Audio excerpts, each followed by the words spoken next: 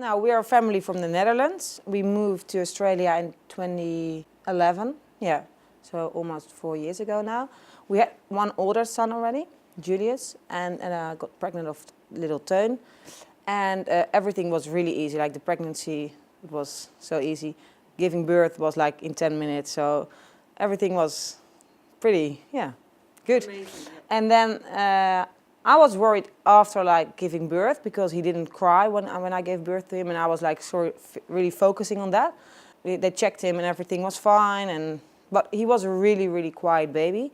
He didn't cry at all. But yeah, in the beginning you think, I'm lucky, I'm really lucky, this is the perfect baby. He, drinking went fine, everything went fine, but he was sort of in his own world. Sort of, yeah, he was lying in the cot, never asked for anything. And that went on like for a month. And we thought, okay, he's a quiet baby, yeah. Yes, and yes. Of course we compared him with the oldest one, and it was totally different. And when he was, I think, 5 months, we noticed that he couldn't like roll over. But still we thought, oh, he's so young and that will come. And he was growing, that was the important thing. Up till today, we don't have any diagnosis. They run a lot of tests with him, check everything, but still no diagnosis. So sometimes it's good, sometimes you hope you could better help him with a diagnosis. We started physio when he was 5 months, but he wasn't interested in, he was so tired. I think his muscles are tired. So yeah, he wasn't interested in, but we sort of did it every week. And then occupational therapy, 1 year he couldn't sit up, he couldn't do anything. From his first year he started to cry, so that was a good sign. He was sort of, okay, I'm here, so that was really happy.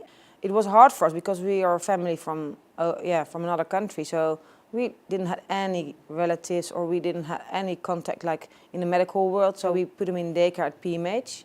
We were very lucky to get in there, to get enrolled there, and he loved it from the moment he came there. So that was really good. And then we saw his development really getting better.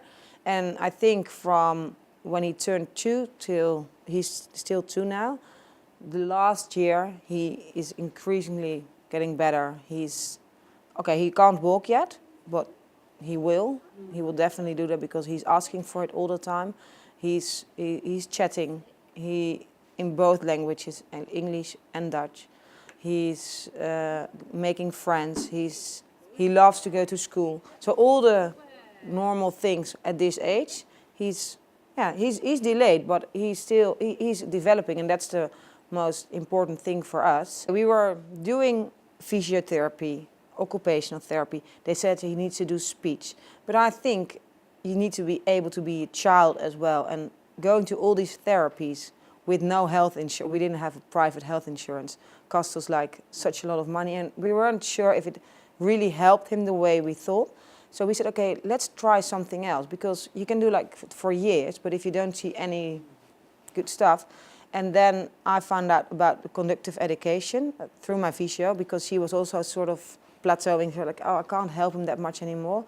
And then I came on this website of the Carson Street School, and of course we don't know if he's sort of will come here like for a few years, but for now it's really good, and he really is sort of getting better. And also because he's not the most severe one, he's, I think, the best boy from the class at the moment. His confidence is getting so good, and I think it's good to look at children, what they can do. We see a lot of doctors and they're always focusing on the stuff they can't do. Like, and they always go from list, okay, oh, can't he walk?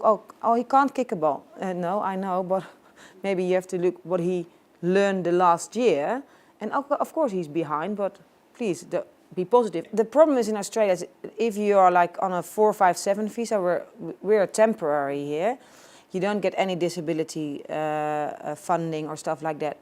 We need to have Medicare, but we are reciprocal, so we're not eligible for all services. So we are really in between. And with a child like Teun, you really need services.